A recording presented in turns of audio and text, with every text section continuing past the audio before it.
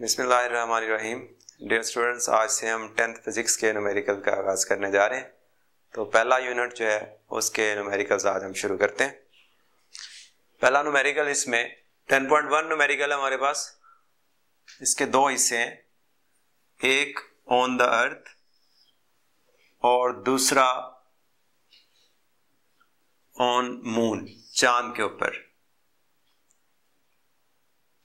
Data आपके पास जो given है, अगर हम पहले लिख लें ऑन द अर्थ, जमीन के ऊपर,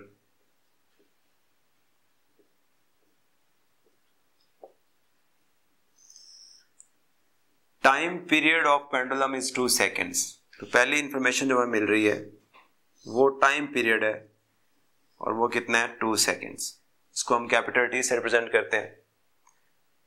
और आपने मालूम क्या करना है, what will be its length on the अर्थ। ये जो पेंडुलम है इसकी लेंथ आपने मालूम करनी है। अर्थ के हवाले से इसके साथ सबस्क्रिप्ट में आप छोटा सा ई लिख दें, ये अर्थ को शो कर रहा है।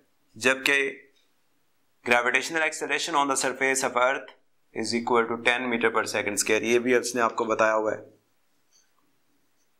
10 मीटर पर सेकेंड स्क्वायर। अब पेंडुलम का टाइम पीरियड मालूम करने का formula T is equal to 2 pi L over J। T time period और L लेंथ ऑफ पेंडुलम। अब चूंकि अर्थ की बात हो रही है तो आप इसके साथ छोटा सा सबस्क्रिप्ट में ई लिख दें, इसके भी ई लिख देंगे। हमें L कैलकुलेट करना है तो इसके साथ लगी हुई बाकी वैल्यूज को आपने दूसरी तरफ शिफ्ट करना है। तो उसके लिए हम दोनों तरफ स्क्वायर अप्लाई करते हैं, taking square on both sides.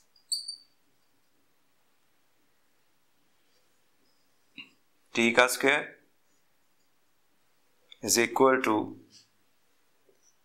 2 pi L over G, इसका स्क्वायर। 2 का स्क्वायर 4 और पाई का स्क्वायर, ये स्क्वायर और स्क्वायर रूट आपस में कैंसिल हो जाएंगे तो आपके पास LE ओवर GE। हमें लेंथ ऑफ पेंडुलम कैलकुलेट करनी है तो ये GE डिवाइड हो रहा है, इस तरफ आएगा तो मल्टीप्लाई हो जाएगा। इसी तरह से 4 पाई स्क्वायर इसके साथ मल्टीप्लाई हो रहा है, इससे आप दूसरी तरफ शिफ्ट करेंगे तो ये डिवाइड हो जाएगा। और इक्वल के इस तरफ आपके पास सिर्फ लेंथ L बाकी रह जाएगी। So LE is equal to G T square over 4 pi square. अब आप इस फार्मूले को इस्तेमाल करते हुए लेंथ को कैलकुलेट करेंगे। इसमें वैल्यूज पुट करते हैं। G की वैल्यू 10 गिवन है, वो लगा देंगे आप। T की वैल्यू 2 और पाई की वैल्यू आपको याद होनी चाहिए 3.14। Time period 2।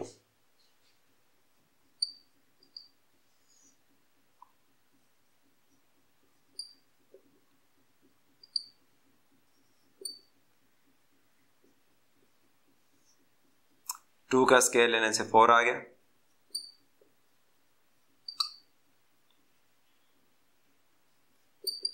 ये इससे कैंसिल, और 10 को आप कैलकुलेटर की मदद से 3.14 के स्क्वायर से डिवाइड करेंगे तो 1.01, और यूनिट इसके साथ लेंथ का यूनिट होता है मीटर, वो आप लगा देंगे। तो ये आपने length of simple pendulum on the surface of अर्थ ये कैलकुलेट कर लिए। अब आप इसी फार्मूले की मदद से ऑन द मून, सरफेस चांद के ऊपर, चांद की सतह पर पेंडुलम की, इसी पेंडुलम की जिसका टाइम पीरियड 2 सेकेंड है, लेंथ कैलकुलेट करेंगे।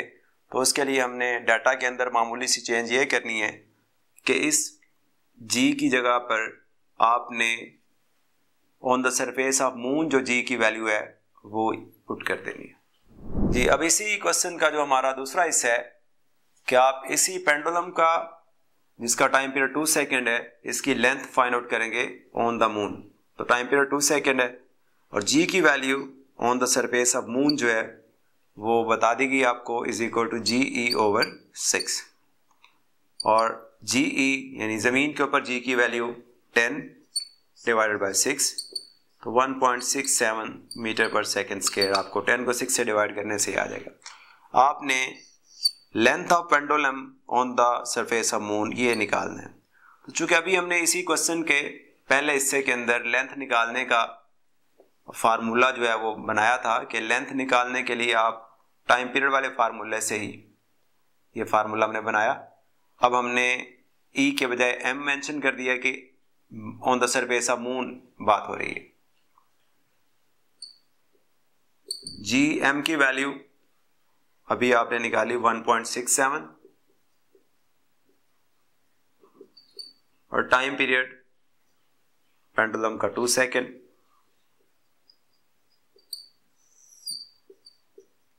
पाई की वैल्यू 3.14 स्क्वायर। 1.67 2 का स्क्वायर 4 और चलें इसे आप कैलकुलेटर से इकट्ठा ही ये 4 से कैंसिल हो जाएगा और 1.67 को 3.14 के स्क्वायर से डिवाइड करेंगे तो आपके पास 0.17 मीटर ये लेंथ ऑफ पेंडुलम आ जाएगी on the surface of moon. यही क्वेश्चन यही न्यूमेरिकल दोबारा फिर से रिपीट हुआ है। न्यूमेरिकल नंबर 10.4 तो 10.1 और 10.4 ये सेम है।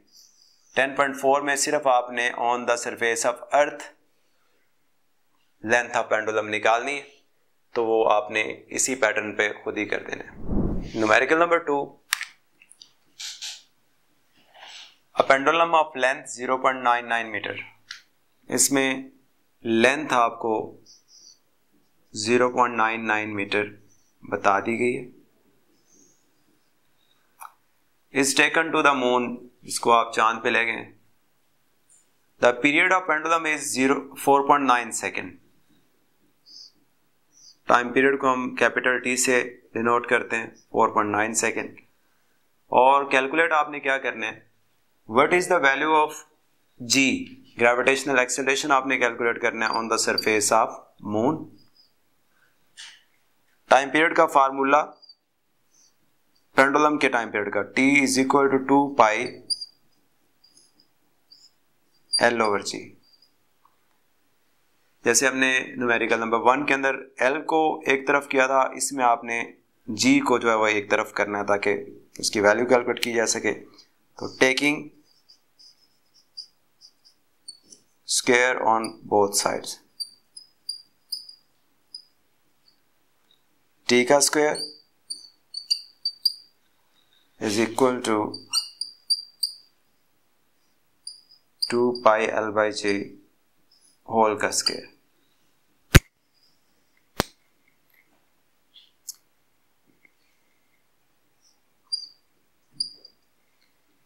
टू का स्क्वायर 4 पाई स्क्वायर और ये स्क्वायर रूट और स्क्वायर आपस में कैंसिल हो जाएंगे। अब मैथ के रूल्स के मुताबिक आप इन दोनों की पोजीशन चेंज कर सकते हैं, ये इंटरचेंजेबल है। जी इधर आ जाएगा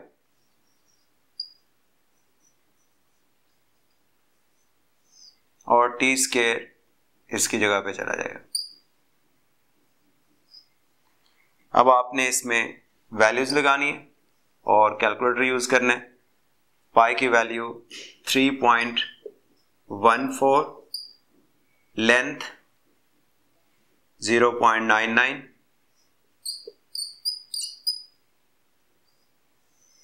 और t 4.9।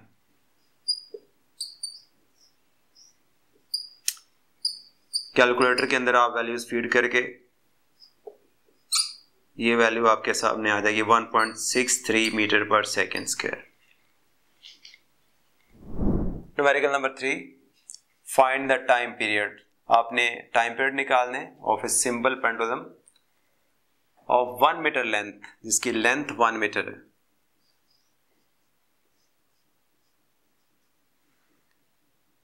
Placed on the earth and on the moon. तो दो केसेस हैं, एक हिस्से में on the surface of earth और दूसरे हिस्से में on the surface of moon. तरीकाकार दोनों में सेम रहेगा।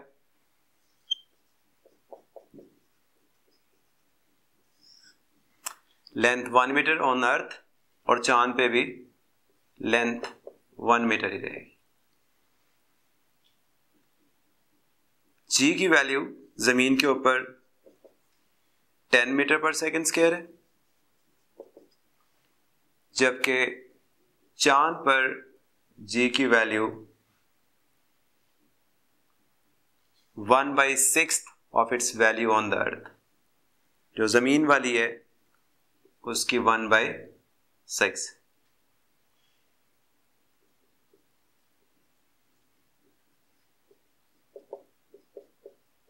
और जमीन के ऊपर जी की वैल्यू 10।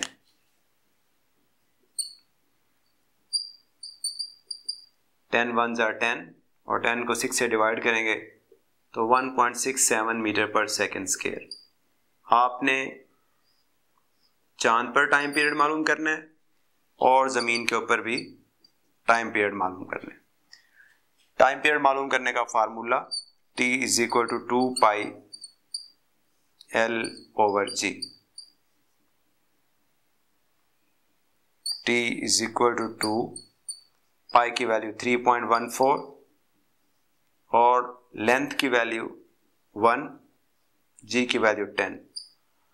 आपने ये वैल्यूज कैलकुलेटर में फीड करनी है और आंसर आपके पास 1.99 metre which is approximately equal to 2 metre. अगर आप इसे राउंड अप करेंगे तो ये तकरीबन 2 मीटर बन जाएगा। और इसी तरह से आप मून के लिए फार्मूला आपने यही यूज करना है।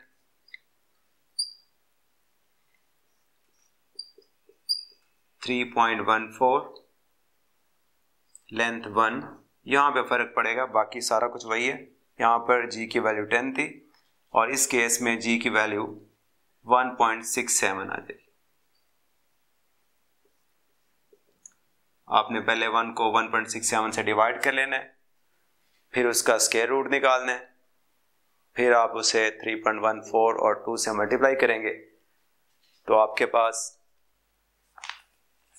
इसका आंसर 4.9 सेकेंड। तो ये आपके पास इसी पेंडुलम का टाइम पीरियड चांद के ऊपर। 10.4 न्यूमेरिकल काफी इंपॉर्टेंट न्यूमेरिकल है, पहले हम कर चुके हैं। इसी वीडियो में अगर आप देखेंगे तो पहला न्यूमेरिकल जो है वो सेम टू सेम उसका जो पहला पोर्शन है ऑन द सरफेस ऑफ अर्थ वही है ये। वहां पे वाज़े अल्फाज में टाइम पीरियड 2 सेकेंड्स बता दिया गया है, जबकि यहाँ पर उसने डेफिनेशन की फॉर्म में ये लिख दिया है क्या simple pendulum completes 1 vibration in 2 seconds. और एक वाइब्रेशन कंप्लीट करने के लिए जो टाइम कोई पेंडुलम लेता है दरअसल वही उस पेंडुलम का टाइम पीरियड होता है। तो ये 2 सेकेंड जो इस पेंडुलम ने एक वाइब्रेशन कंप्लीट करने के लिए, ये इस पेंडुलम का टाइम पीरियड है। तो t is equal to 2 seconds. G की वैल्यू 10 है और आपने कैलकुलेट करनी है लेंथ। तो वही प्रोसेस जो अभी हमने न्यूमेरिकल नंबर 1 में किया, t is equal to 2 pi L/G। आपने दोनों तरफ स्क्वायर अप्लाई करना है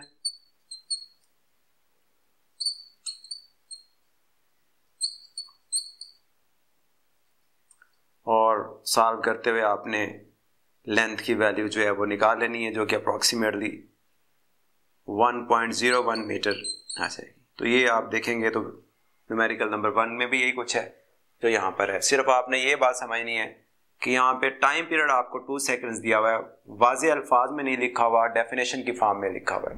पांचवा numerical, if 100 waves pass through a point of a medium in 20 seconds। तो डाटा के अंदर जो चीजें हमने लिखनी है, नंबर ऑफ वेव्स 100, और दूसरी बात ये वेव्स जो है वो मीडियम के एक पॉइंट में से गुजरने के लिए कितना टाइम ले रही हैं, 20 सेकेंड्स। 20 सेकेंड्स 100 वेव्स के गुजरने का टाइम है। आपने वेव की frequency, what is the frequency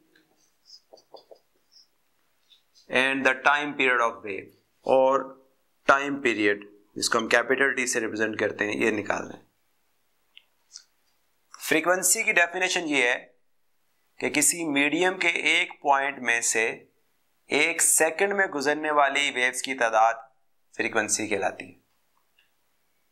यहां पर ये वेव्स जो हैं वो 20 सेकंड में गुजर रही हैं, तो एक सेकंड में कितनी वेव्स गुजर रही होंगी?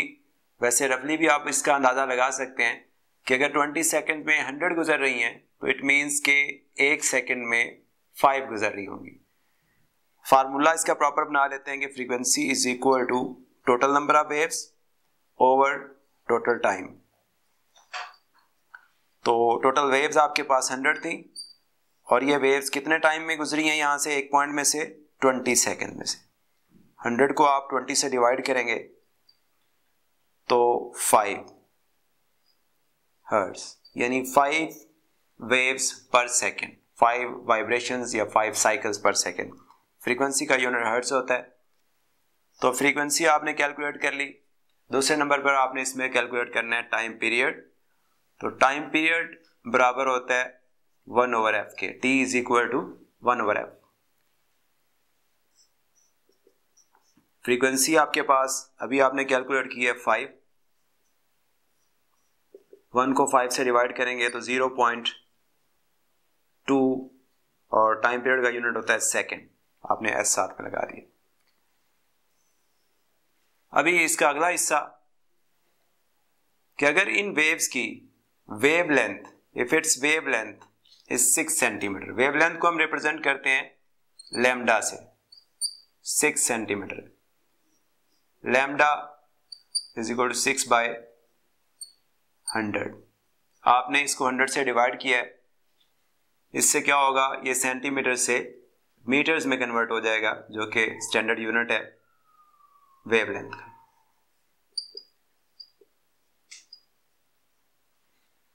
तो ये 0.06 मीटर हो जाएगा।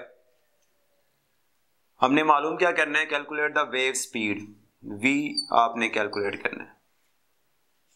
v रिप्रेजेंट करता है वेव स्पीड को। फ्रीक्वेंसी आपने अभी कैलकुलेट की है, f is equal to 5 hertz.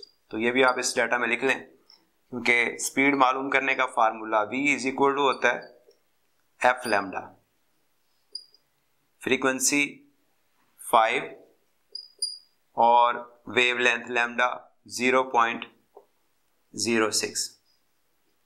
आप इसे कैलकुलेटर से मल्टीप्लाई करेंगे तो 0.3,